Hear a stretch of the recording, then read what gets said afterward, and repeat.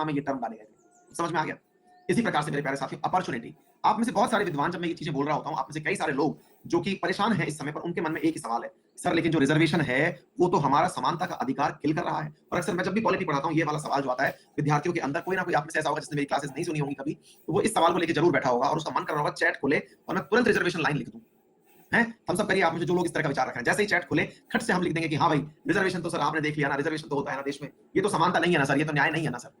Sir वो reservation क्यों लाया गया? क्योंकि जिस कद पे आप हैं, जिस पद पर आप हैं, समाज में जो आपकी इज्जत है, जनरल कास्ट वालों की जो इज्जत है, वो इज्जत आपके अन्य कास्ट को भी मिले, अन्य वर्ग जो है उनको भी मिले, इसलिए उनको रिजर्व किया गया, उनके अधिकारों को संरक्षित किया गया।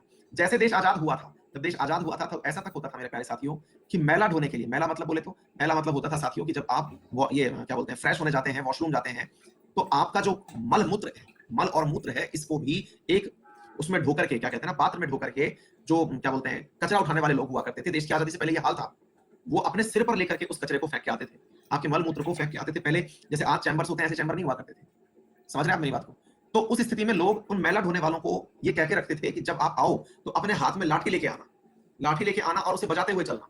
आप जब बजाते हुए निकलोगे, तो बजाते हुए जब निकलोगे तो हमें पता चल जाएगा कि तुम आ रहे हो, तो हम वहां से निकलेंगे नहीं। ये डिस्क्रिमिनेशन था अपने इंडिया में।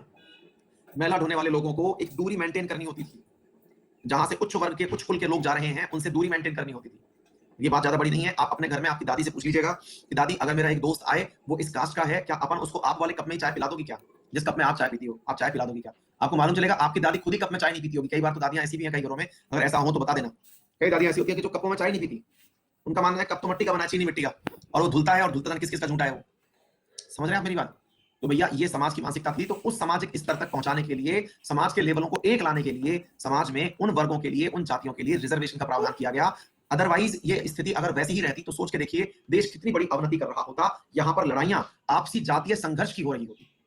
आज जब आप उठता हुआ देखते हैं, कई बार आप कई मतलब ऐसे संगठनों को जिनको कि कभी दलित समझा गया था, आज जब उन संगठनों को आप मोर्चा साधते हुए देखते हैं, वो नारे लगाते हुए घूमते हैं कि हाँ भैया हमको ये अपना अधिकार चाहिए। असल में अब वो उनकी आवाज है जो कभी दबी हुई थी, अब वो उसे निकाल रहे हैं। लेकिन फिर वही चीज हो जाती है कि उनके द्वारा ये घटनाक्रम जो किया जाता है वही उनके खिलाफ लोगों को कर देता है। असल में आप लोगों के अंदर जो ग्रीवांसेस आते हैं ना, ये जो कास्ट कॉन्फ्लिक्ट आता है, इसके पीछे वो जो कुछ शरारती तत्व होते हैं जो कि पॉलिटिक्स करते हैं इन चीजों के ऊपर, उसकी वजह से आप लोगों के मन में इतनी घृणा है। आप में से अधिकांश लोग रिजर्वेशन के खिलाफ नहीं है, लेकिन रिजर्वेशन की मांग के आधार पर जो उधम मचाए जाते हैं, तोड़फोड़ की जाती है, या फिर समाज के उन वर्गों के द्वारा जो कि रिजर्वेशन पाने के बावजूद भी अपने उच्च पदों पर बैठ करके भी अपने बच्चों के लिए रिजर्वेशन नहीं त्याग रहे, आपको उन पर गुस्सा आता है। आपको गुस्सा इस पर नहीं आता, आप भी दिल से अच्छे हैं। आपके मन में भी ये है कि जिस वर्ग को लाभ चाहिए, जिस जाति को लाभ चाहिए, अगर वो वाकई में इतना प्रताड़ित है, तो उसे लाभ मिले, ये आपका मत है। और मैं सहमत हूं क्योंकि मैंने बहुत बार आपके इन मतों के बारे में समझ लिया है।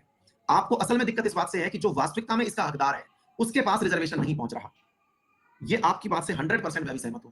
तो आपका जो मत है मैं बोल के अगर सुनाऊं तो आप ये कहते हैं कि सर रिजर्वेशन से हमें आपत्ति नहीं है, लेकिन रिजर्वेशन के दुरुपयोग से हमें आपत्ति है। हमें दुरुपयोग से ये आपत्ति है कि दुरुपयोग से मतलब है कि जिस वर्ग ने रिजर्वेशन के आधार पर एक उच्च पद प्राप्त कर लिया है, वो तो कम से कम अपने बच्चों के लिए रिजर्वेशन खुद से ही त्याग दें, नंबर एक, या फिर वो खुद से अपने समाज के लिए, जो वो समाज के वर्ग के लोग जिनके पास में एजुकेशन नहीं पहुंचा, उनकी भलाई के लिए खुद रिजर्वेशन त्याग के उनको रिजर्वेशन उपलब्ध करवा दें।